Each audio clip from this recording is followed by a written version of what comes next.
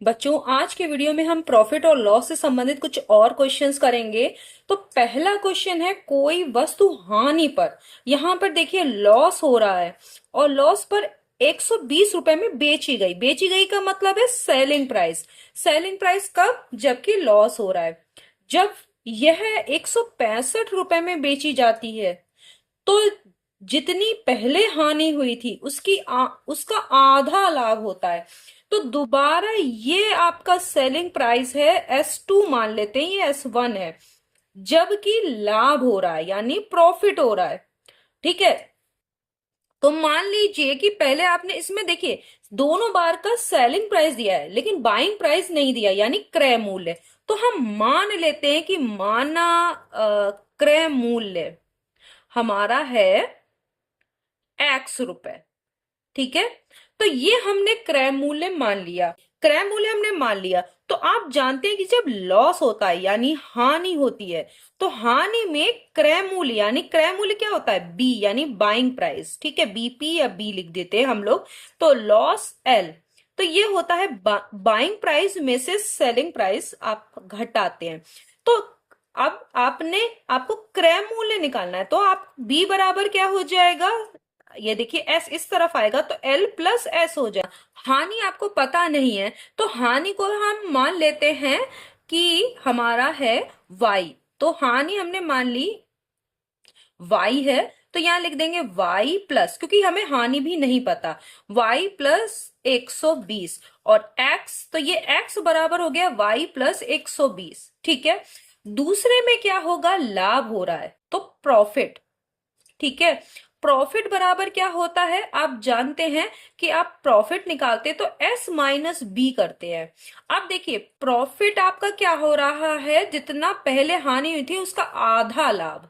तो हानि कितनी हुई थी? तो हमने यहाँ पर आपने हानि कितनी मानी है? हानि मानी है हमने वाई रुपए। ठीक है, तो ये हमने हानि मानी है, तो हानि का आधा लाभ हो रहा है तो y/2 कर देंगे कि नहीं? लाभ उतना है जितना हानि हुई थी उसका आधा लाभ हो रहा है। s की जगह कितना है? 165। देखिए ये बेची जाती 165 रुपए में बेची जाती तो जितनी हानि हुई थी पहले उसका आधा लाभ होता, तो y/2 कर दिया। अगर हम 165 में बेच रहे हैं, b की जगह पे क्या है? x है, तो जब x इस तरफ ले आएंगे, देखिए तो x बराबर क्या हो जाएगा आपका? x बराबर हो जाएगा, या देखिए x बराबर इधर इधर x ले आइए, इसको इस तरफ ले आएंगे तो 165 माइनस y/2। तो एक x की वैल्यू आप यहां पर देख रहे हैं, एक आपको यहां मिल गई। ठीक है, क्रय मूल्य आपने माना था तो क्रय मूल्य तो सेम रहेगा, यानी जितने में वो वस्तु थी, खरीदी थी, वो ये x की वैल्यू एक यहां आ गई। ठीक है, और एक x की वैल्यू यहां आ गई। इन दोनों को आप बराबर कर देंगे तो आपको हानि पता चल जाएगी कि कितनी हुई। ठीक है, तो अभी हमको यही करना है, इन दोनों को आप बराबर कर दीजिए। देखिए x की वैल्यू को, तो y प्लस 120 बराबर हो जाएगा 165 माइनस y/2। आप y दोनों एक तरफ ले आए तो y प्लस y/2, ये देखिए इधर ले आए और 165 माइनस 120 कर देते हैं। ठीक है, इन दोनों को ऐड करेंगे तो 2y प्लस वाई 3y/2 यहां हो गया, क्योंकि एक और आधा डेढ़ हो गया यानी 3/2। आप जान गए होंगे 3/2 y, और यहां पर हो गया 45। अब y की वैल्यू निकालेंगे तो 2 से जब क्रॉस मल्टीप्लाई करेंगे तो 2 से 45 को मल्टीप्लाई हो जाएगा और 3 से डिवाइड। ये देखिए ये नीचे आएगा 45 के और 2 इसके मल्टीप्लीकेशन में, तो 3 से जब इसे काटेंगे तो क्या हो जाएगा? 3 एकम 3, 3 पंजे 15, तो y की वैल्यू हो गई 30 रुपए। यानी हानि कितनी हुई है? अगर कोई वस्तु हानि पर बेची जाती है 120 रुपए में, ठीक है, तो हानि पर अगर 30 रुपए की हानि हो रही है, इसका मतलब 120 में बेच रहे हैं, तो उसका मतलब वो वस्तु कितने की होगी? क्रय मूल्य में क्या करते हैं? बेचने वाला मूल्य यानी विक्रय मूल्य में हानि जोड़ते हैं, तो 120 में 30 जोड़ेंगे तो ये वस्तु का क्रय मूल्य कितना होगा? 150 रुपए होगा कि नहीं होगा? तो यहां पर हम लिख देंगे तो क्रय मूल्य जो आपने x माना था, क्रय मूल्य क्या हो जाएगा? x बराबर y प्लस, देखिए ये वैल्यू है ना, x बराबर y की वैल्यू आपने निकाल ली, तो x बराबर यानी x बराबर हो गया y प्लस 120 बराबर 30 प्लस 120। आप डायरेक्ट कर लेंगे क्योंकि इतना ज्यादा वहां कॉम्पिटेटिव एग्जाम में नहीं करेंगे, लेकिन मैं आपको बताने के लिए कि किस तरीके से आप इसे करेंगे ताकि आपको अच्छे से समझ में आ जाए, एक एक स्टेप फॉलो कर रही हूं। तो यहाँ पर हो गया 150 रुपए, यानी वो वस्तु कितने की थी? एक्चुअल में वस्तु 150 रुपए की थी, जिससे कि 30 रुपए की हानि पर 120 रुपए में बेचा गया। और जब वो 150 रुपए की वस्तु को 165 रुपए में बेचा गया, तो वो पहले जितनी हानि हुई थी उसका आधा लाभ होगा। यानी आधा लाभ का मतलब कितना हुआ? 30 का आधा कितना हो गया? 15। ठीक है, प्रॉफिट कितना है? 15 रुपए का प्रॉफिट। यदि अब आप समझ रहे हैं कि प्रॉफिट कैसे निकाला आपने, 15 रुपए का प्रॉफिट हुआ, है ना। 30% लाभ प्राप्त करना हो, अब उसी वस्तु से अगर 30% लाभ यानी प्रॉफिट परसेंटेज अब दिया हुआ है 30%, तो वस्तु का विक्रय मूल्य एस बराबर, आपको मालूम होगा, एक बी को क्या करते हैं? गुणा 100 प्लस प्रॉफिट परसेंटेज, और लॉस होता है तो माइनस लॉस परसेंटेज करते हैं अपॉन 100। बी आपको पता ही है, आपने अभी निकाला है, क्रय मूल्य 150, और 100 में कितना? 30% लाभ चाहिए, तो 100 में 30% जोड़ देंगे, यानी 100 में 30 और जोड़ेंगे तो क्या हो जाएगा? 130। हो गया कि नहीं हो गया? और नीचे क्या है आपका? 100, तो ये दोनों जीरो यहां यहां कट गए। अब देखिए 15 को अब ऐसे ही डायरेक्ट कर लीजिए, 15 दशम 150 और 15 तिया 45, तो 150 में 45 और जोड़ दे तो 195 रुपए, ये आ गया। ठीक है, 15 को इस तरह से भी आप डायरेक्ट कर सकते हैं। देखिए 15 दशम 150 होता है, 13 है ना, तो 10 बार आपने गुणा की तो 150 है, 15 तिया 45, 45 और 150 जोड़ेंगे 195 रुपए। तो अगर उसे 30% लाभ कमाना है तो वस्तु का विक्रय मूल्य 195 रुपए होना चाहिए, और उसका क्रय मूल्य क्या है? 150 रुपए। तो यानी 150 की वस्तु को अगर आप 195 में बेचेंगे तो आपको 30% का प्रॉफिट होगा। ये था। यदि कोई फल विक्रेता 5 आमों को 6 आमों के क्रय मूल्य में बेचता है, तो मान लेते हैं, माना 6 आमों का क्रय मूल्य कितना है? एक्स रुपए मान लेते हैं। ठीक है, अब जब नहीं पता तो मान लिया, तो एक आम का, इस तरह के क्वेश्चन कर चुके हैं, एक आम का क्रय मूल्य क्या होगा? x/6 रुपए। ये एक आम का क्रय मूल्य आ गया। अब एक ही आम का विक्रय मूल्य क्या होगा? तो देखिए 5 आमों को 6 आमों के क्रय मूल्य पर बेचता है, तो ये 5 आमों का विक्रय मूल्य है, 5 आमों का विक्रय मूल्य यानी एस, और ये क्या था? बी बराबर 5 आमों का विक्रय मूल्य 6 आमों के क्रय मूल्य के बराबर है। देखिए लिखा हुआ है ना कि 5 आमों को 6 आमों के क्रय मूल्य में बेचता है, तो ये भी क्या होगा? 5 आमों का विक्रय मूल्य x रुपए। तो एक आम का विक्रय मूल्य क्या हो गया? x/5 रुपए।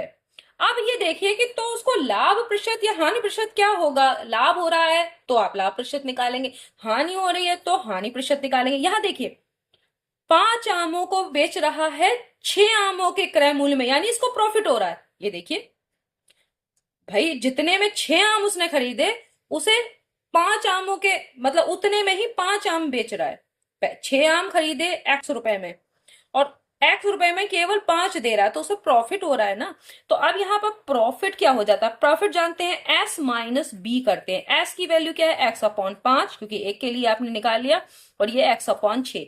इसको जब करेंगे तो यहाँ एलसीएम आएगा 30, क्योंकि 5×6 = 30, तो यहां हो जाएगा 6x और यहां हो गया 5x, तो कितना बचा? आप देखिए x/30, ये प्रॉफिट हो गया। फिर प्रॉफिट परसेंटेज निकालते हैं, क्या होता है? p × 100 और अपॉन b, क्योंकि क्रय मूल्य पर ही प्रॉफिट और लॉस देखा जाता है। तो हमने ये कर दिया, p की जगह पे लिखा x/30, नीचे जाएगा यहाँ पे, और मल्टीप्लीकेशन में है 100, नीचे क्या होगा? b की वैल्यू क्या है? देखिए b क्या है?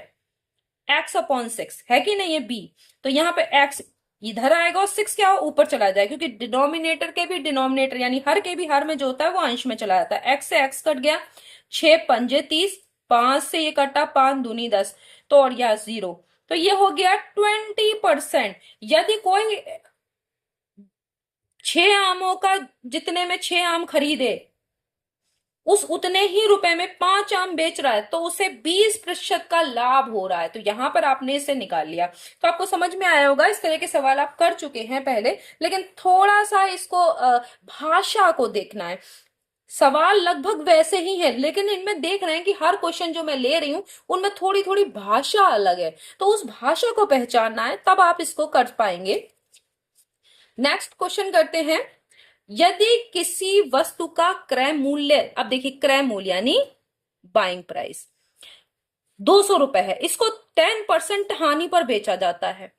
आप देखिए ये लॉस आपका परसेंटेज है, इसका विक्रय मूल्य 5% और कम कर दिया जाए, तो विक्रय मूल्य इसका मतलब हमें निकालना है, तभी तो हम इसको विक्रय मूल्य जितना आएगा उसको 5% और कम करेंगे, तो इसका नया विक्रय मूल्य क्या हो जाएगा। तो पहले हमें विक्रय मूल्य चाहिए, यानी सेलिंग प्राइस। सेलिंग प्राइस के लिए अगर बाइंग प्राइस और लॉस परसेंटेज पता है तो आपको ये फॉर्मूला पता होगा। बी को मल्टीप्लाई करते हैं 100 minus loss percentage upon 100। B की वैल्यू क्या है 200, और इसको करेंगे, अब देखिए 100 में से आप 10 माइनस करेंगे तो क्या हो जाएगा 90 हो जाएगा कि नहीं हो जाएगा, अपॉन 100 हो गया। अब ये दोनों जीरो कट गए, तो यहां बचा 180 रुपए। अब देखिए विक्रय मूल्य आ गया आपका 180 रुपए, इसका 5% कम करना है, तो नया विक्रय मूल्य क्या होगा। तो इसका पहले क्या कीजिए, जो भी है इसका क्या करेंगे 5% कम करिए, तो 5% पहले निकाल लीजिए। तो 180 का 5% का मतलब होता है 5/100। इस तरह से कर देंगे, एक जीरो से ये जीरो कटा, 5 दूनी 10, 2 नैम 18, यानी 180 का 5% होता है 9 रुपए। अब इसमें से तो जो नया विक्रय मूल्य है, नया विक्रय मूल्य जो आपका 180 रुपए ये आया, इससे 5% कम है, यानी 9 रुपए कम है, तो कितना हो गया नया विक्रय मूल्य 171 रुपए। ये आपको निकालना था। तो ठीक है, तो आपने पहले ये आसान था, लेकिन देखिए थोड़ा थोड़ा अलग है। एस जो है यानी विक्रय मूल्य निकालना है, तो ये आपको फॉर्मूला पता है, निकाल लिया। जो विक्रय मूल्य आया है उस जो नया विक्रय मूल्य है, वो जो विक्रय मूल्य है उससे 5% कम है, तो अब 180 में से आप 5% इसका घटा देंगे 180 का, तो आपका ये नया विक्रय मूल्य आ जाएगा। यदि दिलीप ने एक रेडियो उसके मूल्य के, आप देखिए मान लेते हैं रेडियो का एक्चुअल जो मूल्य था, रेडियो का मूल्य था x रुपए, ठीक है, मूल्य के 3/4 में खरीदा, तो देखिए तो ये दिलीप के लिए क्या हो गया, दिलीप के लिए क्रय मूल्य यानी बाइंग प्राइस, हम सीधे बी लिख दे रहे हैं, के लिए बाइंग प्राइस या बीपी लिख सकते हैं। तो ये क्या हो गया 3/4, एक्स का 3/4, तो 3/4 एक्स हो गया। रेडियो का मूल्य एक्स था और उसने मूल्य के 3/4 में खरीदा और उसको उसके मूल्य से 20% अधिक में बेचा, तो मूल्य कितना है अब बेचने का, यानी सेलिंग प्राइस क्या हो जाएगा, जो उसके मूल्य का, उसका मूल्य था एक्स, एक्स का 20% अधिक, तो x का 20% अधिक का मतलब जितना, पहले तो 20% निकालिए, तो x का 20% क्या होगा, देखिए x गुणा 20/100, ठीक है, 0 से 0 2 पंजे 10, तो ये x/5। तो जो ये सेलिंग प्राइस है वो क्या है, जो x है यानी रेडियो का मूल्य है उससे 20% अधिक में बेचा। तो आपको ये जो है ये मैं यहां पर इसे ना लिख के पहले x का हम 20% निकाल लेते हैं, और सेलिंग प्राइस अब ये होगा x प्लस x/5। देखिए रेडियो को उसके मूल्य से 20% अधिक में बेचा, तो सेलिंग प्राइस यहां ये ना होके ये होगा SP बराबर जो x है वो और उसका 20%। तो पहले आप 20% निकाल लीजिए, क्योंकि यहीं पे अगर लिखेंगे तो पहले 20% x/5 निकाल लिया, अब इन दोनों को जोड़ दीजिए, तो ये क्या हो जाएगा 5s और 1x, तो ये हो जाएगा 6x/5। तो आपका बाइंग प्राइस हो गया 3x/4 और सेलिंग प्राइस हो गया 6/5, ठीक है, 6x/5।